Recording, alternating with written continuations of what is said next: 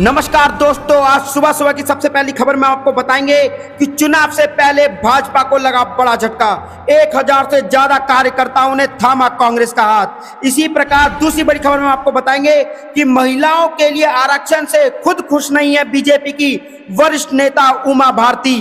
बता दी बड़ी वजह और खोल दी मोदी सरकार की बड़ी पोल। इसी प्रकार तीसरी बड़ी खबर में आपको बताएंगे कि बीजेपी अपने चुनावी एजेंडे में लगा रही है सरकारी पैसा। दिग्विजय सिंह ने लगा दिए हैं यहां पर भाजपा पर गंभीर आरोप। इसी प्रकार चौथी बड़ी खबर में आपको बताएंगे कि समर्थन में है 2024 का कहीं चुनावी जुमला तो नहीं। महिला आरक्षण को लेकर जेडीयू के अध्यक्ष ने उठा दिए हैं बड़े सवाल। मोदी सरकार पर उठा दिए हैं बड़े सवाल, कहीं ये 2024 के चुनाव का कहीं एजेंडा तो नहीं है महिला आरक्षण। इसी प्रकार पांचवी बड़ी खबर में आपको बताएंगे कि सपा सांसद डिंपल यादव ने उठा दिए हैं 5 बड़े सवाल और मोदी से पूछ लिए हैं 5 बड़े सवाल कि आखिरकार ये जो महिला आरक्षण है उसको जमीन पर उतारा कैसे जाएगा और क्या आने वाले विधानसभा चुनाव में और 2024 में लोकसभा चुनाव में क्या यह महिला आरक्षण काम करेगा। दोस्तों, यहां पर बड़े सवाल उठ गए हैं महिला आरक्षण को लेकर के मोदी सरकार पर। और दूसरी तरफ मध्य प्रदेश में घोटाला पे घोटाला हो जा रहा है, इसका भी बड़ा राज खुलने जा रहा है। दोस्तों, आपको क्या कुछ लगता है आप हमें कमेंट में जरूर बताएं। इस वीडियो को लाइक जरूर करें। रुक करते हैं पहली खबर की तरफ। चुनाव से पहले बीजेपी को लगा झटका। 1000 से ज्यादा कार्यकर्ताओं ने थामा कांग्रेस का दामन। जी हां दोस्तों, हम आपको बताते चलें कि मुख्यमंत्री शिवराज सिंह चौहान के गृह क्षेत्र बुधनी विधानसभा से आज 1000 से अधिक बीजेपी कार्यकर्ताओं ने पार्टी को छोड़कर मुख्य विपक्षी दल कांग्रेस में अपनी आस्था जताई है।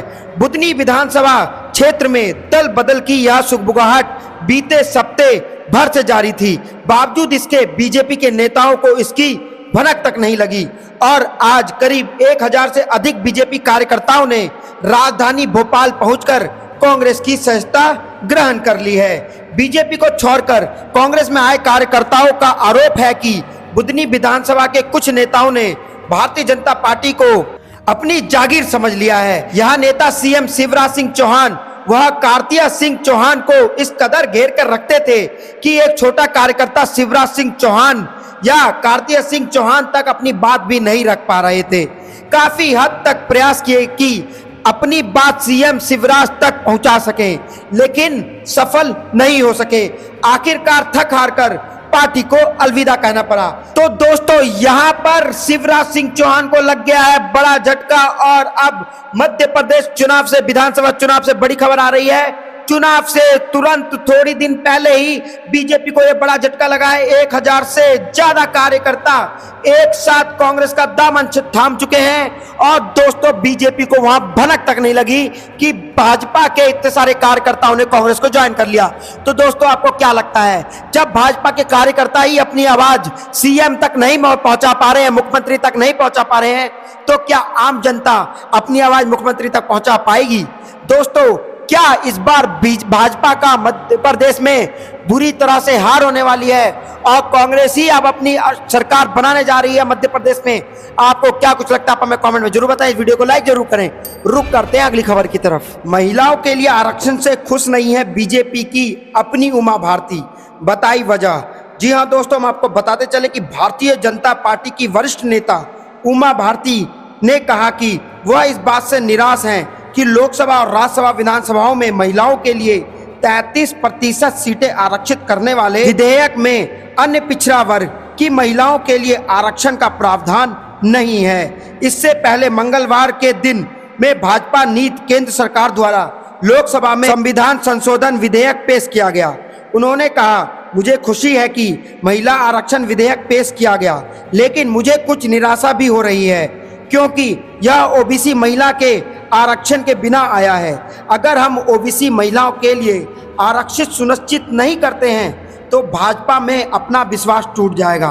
भारतीय उमा भारती ने स्वयं भाजपा की एक प्रमुख ओबीसी नेता है। उमा भारती ने प्रधानमंत्री मोदी को पत्र लिखकर याद दिलाया कि पिछले दिनों जब इसी तरह का विधेयक लोकसभा में पेश किया गया था तो वह इसका विरोध करने के लिए अपनी सीट पर खड़ी हो गई थी और बाद में उस विधेयक को स्थायी समिति के पास भेज दिया गया था। उमा भारती ने कहा कि जब ओबीसी के लिए कुछ करने का समय आया तो हम पीछे हट गए। उन्होंने कहा, मुझे विश्वास था कि प्रधानमंत्री इसका ध्यान रखेंगे। मैंने सुबह प्रधानमंत्री को पत्र लिखा और बिल पेश होने तक चुप्पी साधे रखी। यह देखकर मुझे बहुत निराशा हुई कि विधेयक में ओबीसी आरक्षण नहीं है। मुझे निराशा हुई क्योंकि पिछले वर्ग की महिलाओं को जो मौका मिलना चाहिए था वह उन्हें नहीं दिया गया। तो दोस्तों, यहाँ पर महिलाओं के लिए आरक्षण से खुश नहीं है खुद बीजेपी के नेता, वरिष्ठ नेता उमा भारती, और उठा दी है प्रधानमंत्री मोदी पर बड़े सवाल। दोस्तों, आपको क्या लगता है, ये जो 33% जो आरक्षण वाला मुद्दा है लोकसभा से पारित किया गया है, क्या ये चुनावी एजेंडा है या फिर सच में ऐसा कुछ होने वाला है? आपको क्या कुछ लगता है आप हमें कमेंट में जरूर बताएं। इस वीडियो को लाइक जरूर करें। रुक करते हैं अगली खबर की तरफ। बीजेपी अपने चुनावी एजेंडे में लगा रही है सरकार का पैसा। दिग्विजय सिंह ने लगाए हैं गंभीर आरोप। जी हां दोस्तों, यहां पर दिग्विजय सिंह ने भाजपा पर गंभीर आरोप लगाते हुए कह रहे हैं कि लोगों का पैसा वो अपने चुनावी एजेंडे के लिए लगा रही है। दोस्तों, हम आपको बताते चलें कि मध्य प्रदेश में बीजेपी और कांग्रेस के बीच आगामी विधानसभा चुनाव को लेकर आरोप और प्रत्यारोप का दौर जारी है। वरिष्ठ कांग्रेस नेता दिग्विजय सिंह ने बुधवार को आरोप लगाया कि मध्य प्रदेश सरकार सत्तारूढ़ भाजपा के चुनावी एजेंडे के लिए सार्वजनिक धन का इस्तेमाल कर रही है। उन्होंने अधिकारियों पर आंकड़ों में हेराफेर के जरिए जो कि पहले से ही कमजोर वित्तीय स्थिति को नुकसान पहुंचाने का आरोप लगाया। उन्होंने ये भी चेतावनी दी कि यदि आगामी चुनाव के बाद कांग्रेस सत्ता में आई तो वरिष्ठता की परवाह किए बिना दोषी अधिकारियों के खिलाफ सख्त कार्रवाई की जाएगी। तो दोस्तों, मैं आपको यहाँ पे बता दें कि यहाँ पर दिग्विजय सिंह ने भाजपा सरकार पर बड़े आरोप लगा दिए हैं और उन्होंने साफ साफ कहा है दिग्विजय सिंह ने कि बीजेपी अपने चुनावी एजेंडे के लिए सरकारी पैसे को आप प्रदेश में लगा रही है और जो भी अधिकारी इस घोटाले में पकड़ा जाएगा, अगर मध्य प्रदेश में कांग्रेस की सरकार आती है जो कि आएगी ही, और उसके बाद जितने अधिकारी इस घोटाले में पकड़े जाएंगे उनको चुन चुन कर उनको ढूंढा जाएगा और उनके ऊपर कार्रवाई की जाएगी।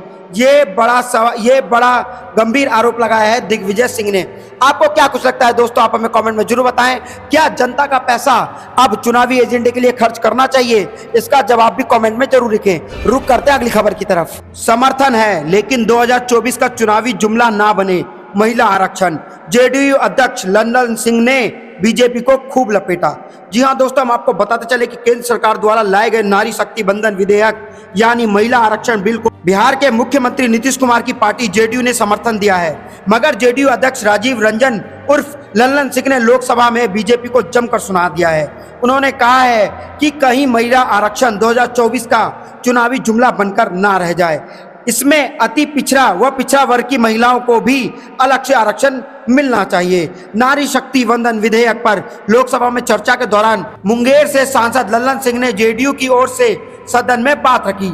उन्होंने कहा कि महिला सशक्तिकरण की वजह से हम बिल का समर्थन कर रहे हैं, लेकिन सरकार जो बिल लाई है उसकी मंशा महिलाओं को लोकसभा और विधानसभा को आरक्षण देना नहीं, बल्कि 26 दलों का इंडिया गठबंधन बना है उसका यह पैनिक रिएक्शन है। लल्लन सिंह ने कहा कि यह 2024 का चुनावी जुमला ना हो या महिलाओं को छलने का काम करना ना चाहते हो।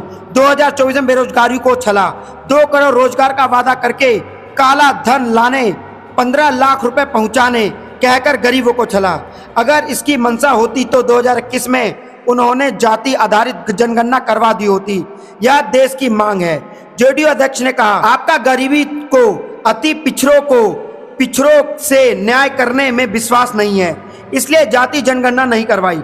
अगर 2021 में जाति जनगणना शुरू करवाई होती तो अब तक खत्म हो गई होती, महिला आरक्षण भी लागू हो गया होता। लल्लन सिंह ने प्रधानमंत्री मोदी पर हमला बोलते हुए कहा कि महिला और देश की जनता जान गई है कि आप जुमलेबाज हैं। उन्होंने अपने किसी जुमले पर भरोसा नहीं है। बिहार पहला राज्य है जहां 2005 में सरकार बनी, तब 2006 में महिलाओं को आरक्षण दिया। 2015 में जब गठबंधन की सरकार बनी, तब 2016 में राज्य सरकार की सभी सेवाओं में 33% आरक्षण महिलाओं को दिया गया। 1 साल के अंदर यह काम किया गया।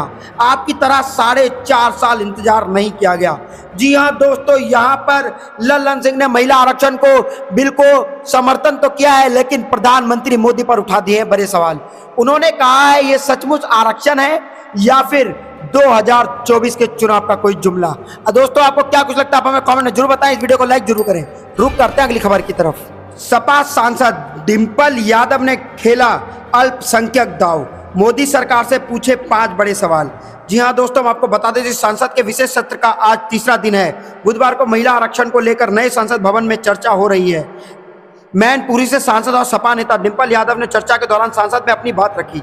डिंपल यादव ने कहा, समाजवादी पार्टी के लोगों की हमेशा से यही मांग रही है कि पिछड़ा वर्ग महिला व अल्पसंख्यक महिलाओं को भी इसमें शामिल किया जाए, जिसमें उन्होंने आरक्षण देने का प्रावधान किया गया है। डिंपल ने सवाल किया कि लोकसभा और विधानसभा में तो यह बिल लागू होगा, लेकिन क्या बिल राज्यसभा और विधान परिसर में भी लागू होगा? डिंपल यादव ने आगे कहा कि 13 साल से यह बिल लटका हुआ था और जब लगभग 10 साल भाजपा सरकार को पूरा हो जा रहा है, तब इस सरकार को महिला की याद आई है। मोदी सरकार से डिंपल ने दूसरा प्रश्न किया कि आने वाले लोकसभा चुनाव में यह बिल लागू हो पाएगा या नहीं।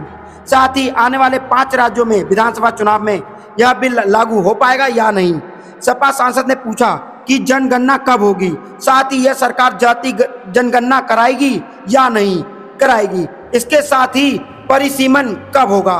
डिंपल यादव ने संसद में पीएम मोदी की बात को याद दिलाते हुए कहा, प्रधानमंत्री जी सिद्धि की बात कर रही थी, तो साधना से ही सिद्धि की प्राप्ति होती है और असली साधना तब होगी जब हम महिलाओं को पूर्ण आरक्षण देंगे, जब हम ओबीसी, एसटी, एसटी और अल्पसंख्यक महिलाओं को इसमें शामिल करेंगे। तो दोस्तों, आपको क्या कुछ लगता है कि यह सिर्फ चुनावी जुमला है या महिला आरक्षण सचमुच में लोकसभा इलेक्शन 2024 में आएगा? आपको जो भी कुछ लगता है आप हमें कमेंट में जरूर बताएं। इस वीडियो को लाइक जरूर करें। रुक करते हैं अगली खबर की तरफ। दोस्तों, यहाँ हिमाचल प्रदेश के सीएम और कांग्रेस के बड़े नेता ने उठा दिया है भाजपा पर बड़े सवाल और उन्होंने साफ साफ कहा है कि भाजपा के मंत्री और सरकार आंखें मूंद कर बैठे रहे और पेपर बिकते गए।